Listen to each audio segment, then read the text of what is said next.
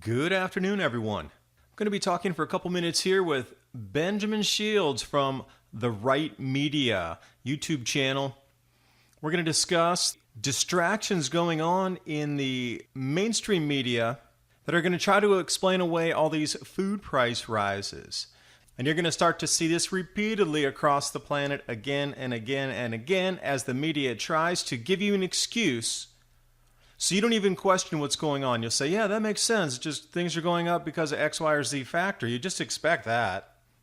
And from time to time, he and I are also going to dissect the media and overlay the grand solar minimum with what you're seeing in the daily news headlines. Hope you get something out of our conversation.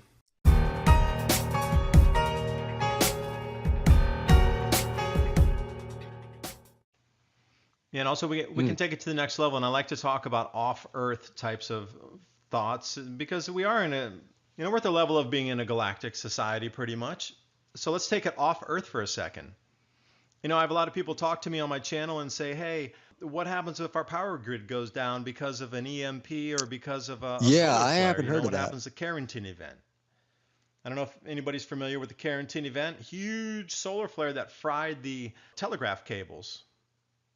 People always say, well, what happens if the grid fries again? Another, huge Carrington event type event. Well, the way it's going now, the quantum satellite network is going to take the blockchain transmission and all the hash power above our heads into a satellite network. So if anything happens terrestrially, where everything's still, they're going to shut those satellites down as the energetic particles, the wave passes our planet here, the shock wave, and then start it back up again. I mean, terrestrially, yeah, things may go down because those lines carry on a charge, an extra couple volts per kilometer. I mean, that's gonna. But if you're talking about taking it into a satellite system there, they could actually turn those off, and with today's technology, they can harden them, and we could still have. China's rolling out this quantum satellite network as we speak. The blockchain is going to be above your head, not on the Earth. You have to get that. This thing in itself is some sort of AI that's rolling out on its own volition to become its own sentient thing, but it is putting itself above the Earth. And this whole blockchain, cryptocurrency, and the technology we're moving into is, it is sci-fi. That's funny because I think back to a video I did connected globally, like it surrounds the entire globe, and it's just a network of satellites up in the stratosphere or wherever, I don't know, up above the Earth. Eric Schmidt is not someone that I would probably, I mean, he's gone from Alphabet and Google and all that now, but not someone I genuinely trust, but definitely saw into what the future will be like. I mean, he pretty much left it was like the day after Trump signed that executive order with the 13 names of the people. You might ask the question, where is he now? That were committing human rights violations. And I don't know, I haven't heard much about him since then. There have been a few people actually that kind of just disappeared after that. Makes you wonder. Yeah, it really does. When you talk about this transhumanist movement and going into this AI reality, and who are the defenders of it and who are the purveyors of it, and where do we draw this line between, enslaving humanity as one thing in a physical form, but enslaving it into it definitely does a psychological, a digital, and then into a flesh form is something totally different. I mean, the line needs to be drawn somewhere. When you're trying to couple all those together into the enslavement, that's what I'm trying to get to a point built. It's an AI that's literally built off of the consciousness of every individual person, but it's all collected electronically and it's transmitted in that way. And the AI learns off of everybody. Oh man, that's a crazy concept to try to wrap your head around. Yeah, it's almost as if there's two Earths going on at the same time. The one, the electronic Earth, that's the internet and all these and then even like the natural world with the cycles and you have minds everything just kind of moving. We're the reason that all these changes are happening, and it's like, well, it's two separate things that you're trying to mesh together. And when you do look at history, and if you look into catastrophism, it doesn't matter what we do to this planet. What can happen naturally just dwarfs by thousands and thousands and thousands of times, literally, of what the human could do to destroy this planet. Outside or inside influences, volcanism, the Toba volcano. Are you kidding me? That cooled our planet for 40 years. cut down every last tree, we could only do literally a fraction of the damage what Toba did. Lake Toba in Indonesia, on Sumatra Island. That ash circulated out where it dropped inches deep around the North Pole. That's how much stuff came out. That's insane. You got to think about what would the effect be on crops anywhere else. You're talking about a 2-inch ash rainout in the North Pole from something that erupted on the equator 20 years prior. I don't care what you're doing with CO2 or methane. That is nothing in comparison. Nothing. And you talk about the Younger Dryas, one of these cometary impacts on the ice sheets that actually ended society in a single day. The Carolina Bays, from these giant chunks of ice flown up 200,000 feet into the air and then came back down and, boom, gouged thousands, 50, 100,000, 5 million of these Carolina Bay impacts from the ice being shattered off the ice sheets from cometary impact. That was only 11,500 years ago. And you're trying to say that a little CO2 is bothering the planet? Nah. You got to look at just even those two events alone, 11,500 years ago with the Younger Dryas, and then the Toba eruption 70,000 years ago. Yeah, one of the just things that I heard, we wouldn't have to burn fossil fuels if there wasn't a small band where humans could actually live comfortably and we didn't need AC or heat, And if we didn't have to scrounge for food, in the early years of man, and now we're at a point where we have starvation in third world countries. I mean, it's like the planet's awful tough on us, and I think it can handle quite a bit. I mean, just judging by some of the past cycles that Earth has gone through, what we're going through now isn't really that, or like what people are saying, humans have done to the Earth. It's not really that big compared to what's happened already. And you come back to that point of the energy usage. We don't need to burn fossil fuels. We never did. Let's go back to Nikola Tesla's inventions. Are you kidding me? For the last 110 years, 120 years, we never needed to burn fossil fuels, ever, even once. We could have perfected magnetic motors, and they're not perpetual motion machines. See, that's what I don't like. I really don't like that word perpetual motion machine. Yeah. Because it's not a perpetual motion machine. I mean, the energy that's feeding our magnetosphere, that's driving our magnetic field on the planet, comes from somewhere else. I mean, when you're talking about that's free energy, I'm sorry, it's not. It's coming from outside our solar system on the Birkeland currents and the plasma streams coming into our sun. It is not free energy. The energy is coming from somewhere else outside our solar system as well. And they don't get you to try to think of these causations going back. Oh, it's a free med, it'll never work. It's free. What do you mean free energy? I can't imagine perpetual motion. No. I mean, if something else along the current stopped, that motion would stop as well. I mean, the powering of whatever magnetism on our sun, they try to make you spin something on a desk that doesn't spin forever and think, well, it doesn't work. That power from the galactic core, that power, you know how many galaxies there are?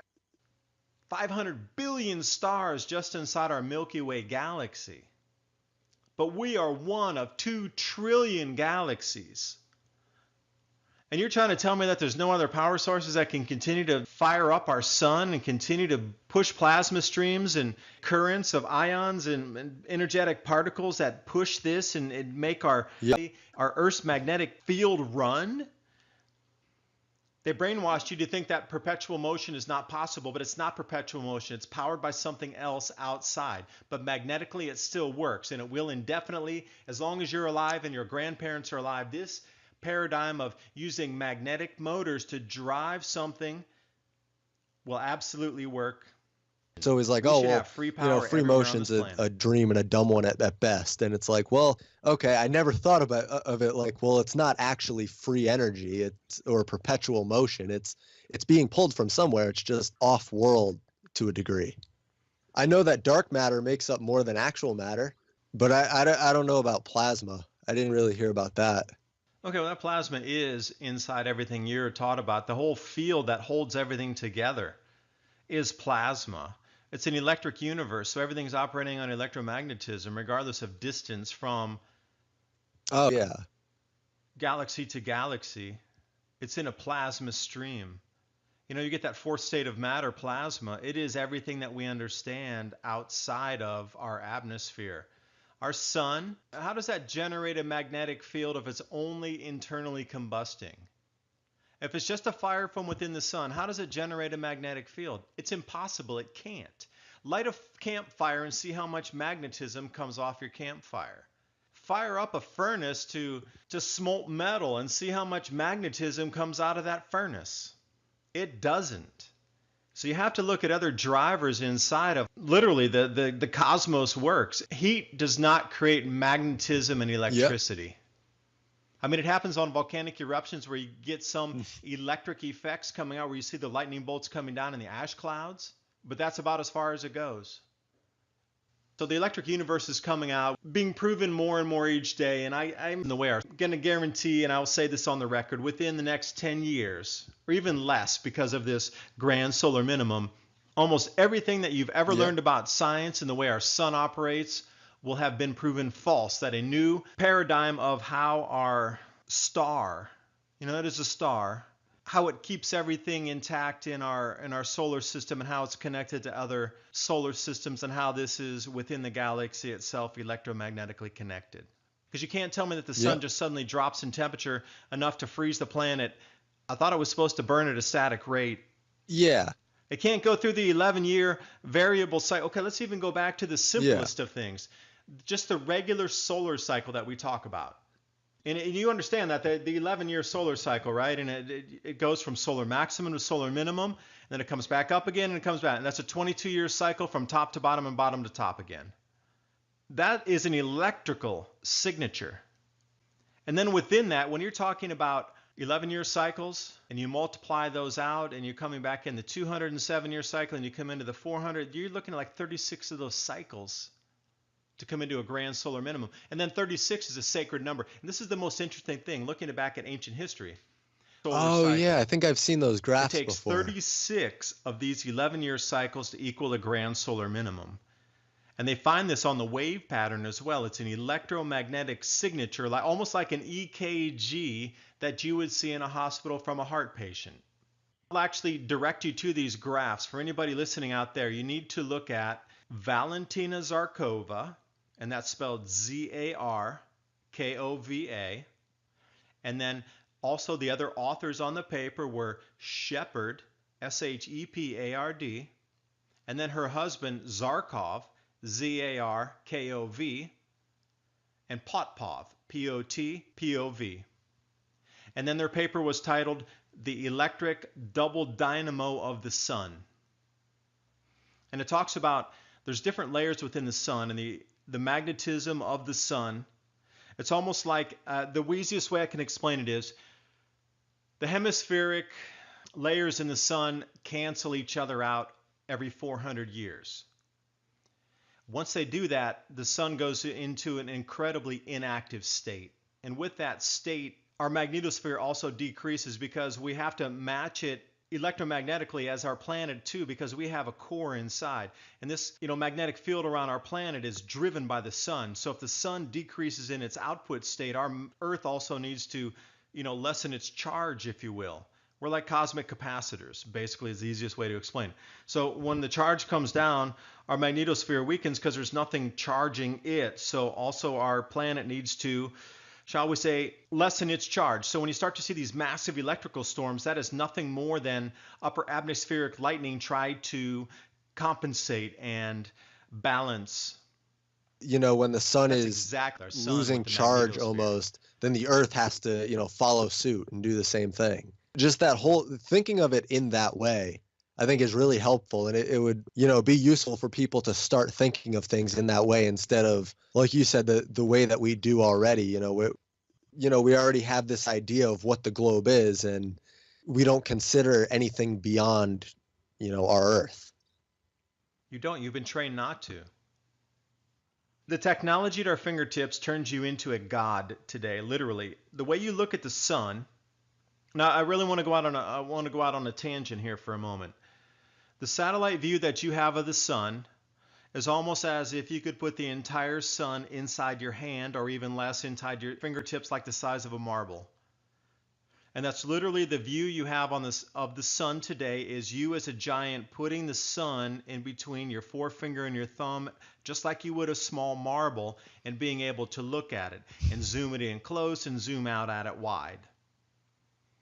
Now, what kind of fourth dimensional or fifth dimensional large being would you need to be to put an object that's 1,000,000 miles in circumference in between something that's the size of a marble and view it like that? Yeah. You would have to be some kind of being that would be 100 million miles or more large, maybe 200 million miles wide being yourself to pick up the sun and look and view at it like that. The way that people think about Synthesize certain it. things, because it's so homogenous. You have one person that really looked at it, or a group, and then they summarized it, and then they gave it to everyone else and said, yeah, no, this is the way you look at the world. This is the way things are. When it comes to news stories too, they call it false news. Hey, I summarized it the way I wanted to. It's your responsibility as an informed individual to discern if that's correct or incorrect. Look at the information, backtrack the links, do your own research, and say yes or no for you. I don't need anybody to tell me it's false news. I will find it's false news by just looking at the fact myself. And this whole false news narrative that's flowing around the globe, what reality is. I mean, the more that you can peel back the veil of that and look at what's really going on, the better I think everybody will be. For me, really, is provide another thing to tie everything into and say, okay, well, this is happening because there's going to be crop loss and they're covering with this, and this is really helpful information to know. You have the whole edge of the entire distraction medium that they're putting out there, why they're doing it, the players inside it. We're talking 6 years. Yeah. Calling them out for what they're doing on it. It's so obvious in your arena there what's going on. The population losses over to 2024. We're not talking that far out in time. How far is 2024 from now? We're talking about 6 years. The minimum losses that they're looking at are 2 billion people.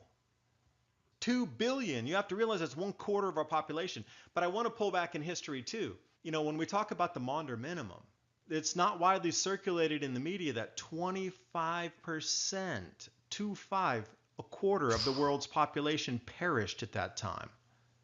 And let's bring it up into the Dalton minimum. We figured the 1810s, 1815, that's more modern era.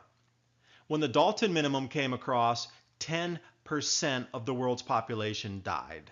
10%. From the same exact things we're talking about. And I encourage you to look at the Dalton minimum, the Sporer minimum, and the Maunder minimum. And specifically look at the population losses based on the same things. It's always the same 3 things in the fingerprint. Population migration. You find massive population migrations during this time. Global food crop losses and economy evaporating. Yeah. So obviously the food crop losses are the first, but then is it the population migration that causes the economics, or is it the economics that causes the population migration? But somewhere in there, the food is first and foremost. Because there are certain things that I come across my news feed every day. That's where your expertise comes in. That's really interesting, moving towards people realizing that, there's going to be some pretty bad things going on. So I would love to, go through, make a list of some different things and just how they tie into everything that you're doing. I don't know. I can't say it enough. I really believe that this is really the most important issue of our time coming forward, because everything politically moving around this is going to be centered. The reason for everything happening on the planet is going to be based on everything of the crop losses. All these different things going on, and it's like, wow. It's like finally having your eyes open and realizing it. And then I realized that kind of tunes into the cosmic rays. People are saying that it's a product of this, I don't know, have you ever heard of the planet Nibiru or something that's supposedly going to crash into Earth? I don't know. It's like one of those end of the world kind of things, but they say I think it's 2 years or something, or a year maybe. It's supposed to be like the end of the world, and they're saying it's why all the volcanoes are erupting. We have the earthquakes, and it's like, no, it's, it all has to do with the sun. It has to do with the cosmic rays. It's not this other terrestrial body out there. And that's one that jumps to mind, right off the bat.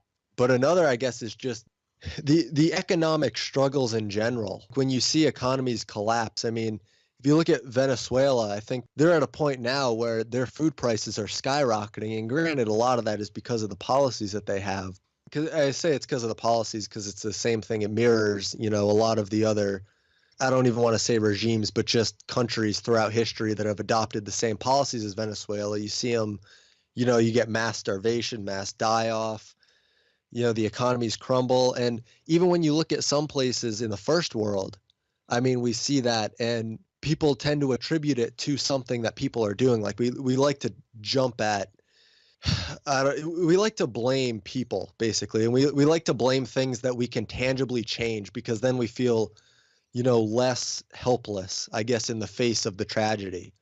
But when you look at something like crop loss and the grand solar minimum, it's like, oh, well, we can't do a whole lot about that except be prepared. And, most people, they don't want to hear, well, you got to tighten down your bootstraps and be prepared for what's about to come. They want to hear, well, no, just blame this person over here and blame these rich people who, I don't know, for something. I don't know. It's always blame the rich people for this new thing of the week. It seems like especially like with economic failure, it's like economies collapse at a certain point.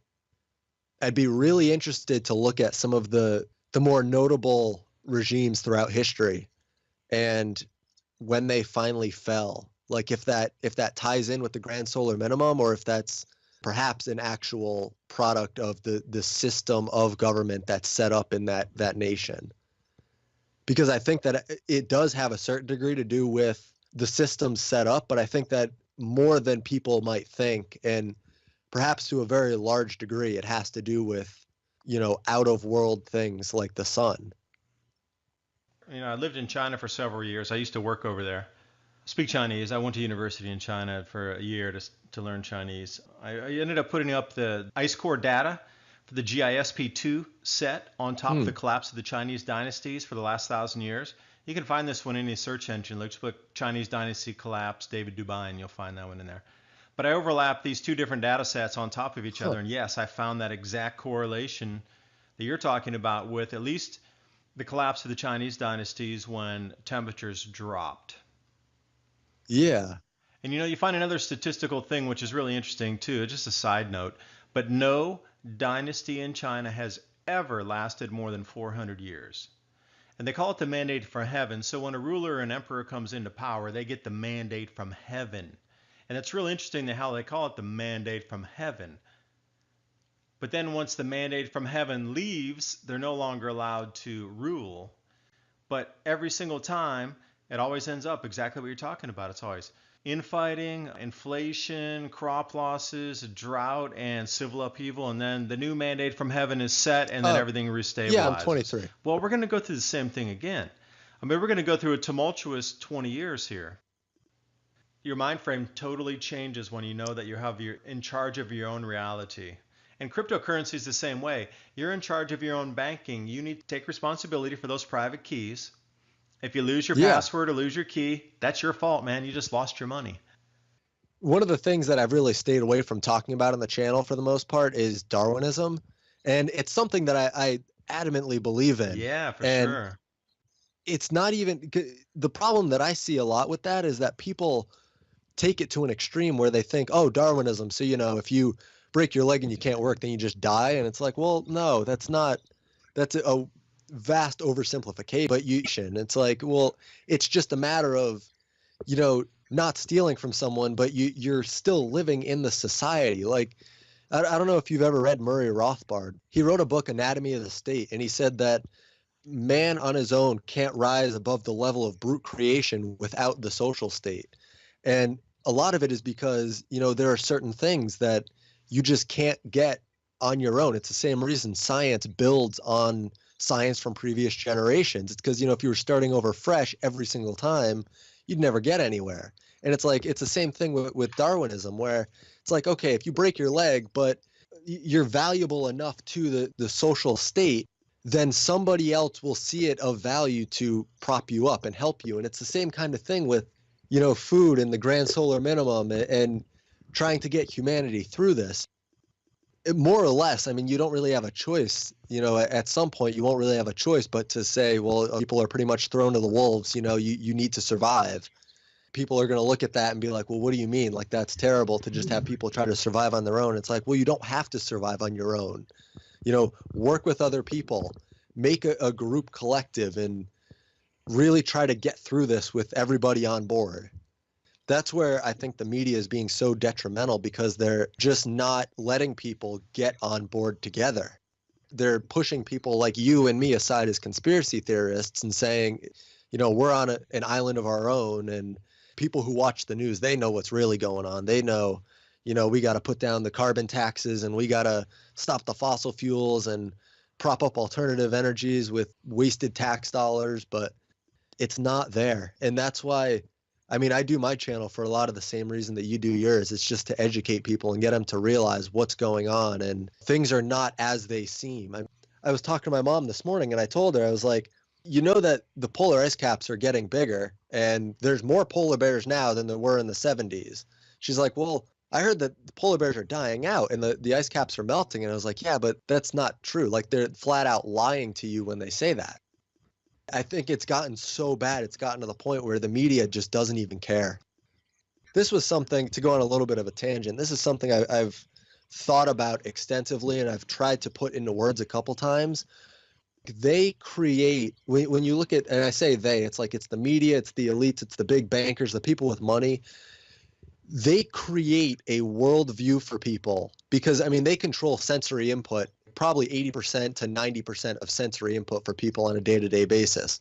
And when you control that amount, you get people to a point where their worldview is now not only faulty in certain areas, but it's faulty in a complete cycle. All the way around, it's just faulty, and it builds off of one another. So if the weather starts getting warmer, they say, well, it's because of the extremely toxic businesses, and the environmental regulations aren't strong enough, and we need these taxes. And then then they listen to Al Gore, and he confirms exactly what they say. And then they turn on the news and confirms exactly what they say. But then they don't actually look at the global weather patterns. They don't actually look at the grand solar minimum. They don't even think about it. And it's because they feel like they don't have to. It's really damaging to get society to that point. They're going to overpower any force that was going to oppose them. I think the problem is that they've taken people from like forcefully getting them to do something with, by holding a gun to their head. And now it's like, well, instead of externally holding the gun to their head, it's like, let's just manipulate the way that they think, and then they'll hold the gun to their head themselves.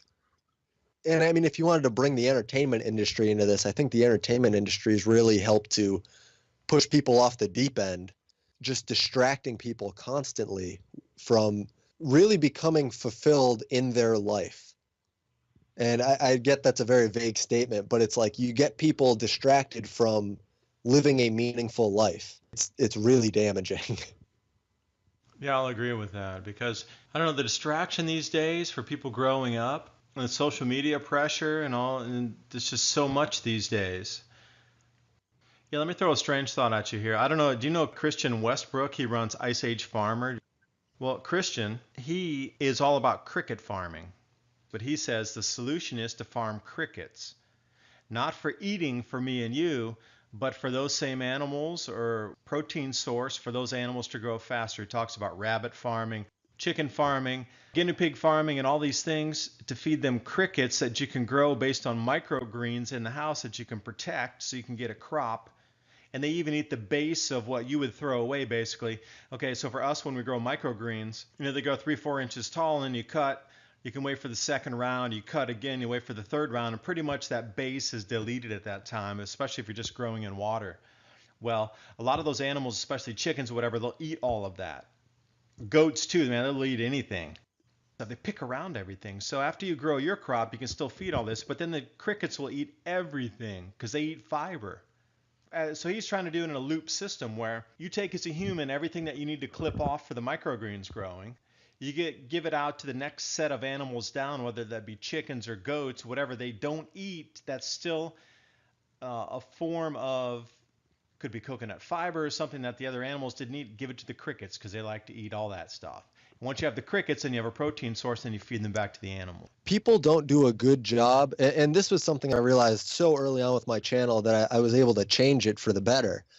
I don't think that people do so well with buckets of information tossed at them. And that's how I look at it is, you can always go back and rewind my videos and get a little bit more out of it. But putting things in, step-by-step guide for people is a great way to go. And I might try to do something like that with my channel where when I talk about this kind of stuff, I do that. Well, I do it. So then it's like going through the steps with the people on my channel. So then, if they want to do it, they can go through the same steps at the same pace and just get us all on the same page to be, getting through this together.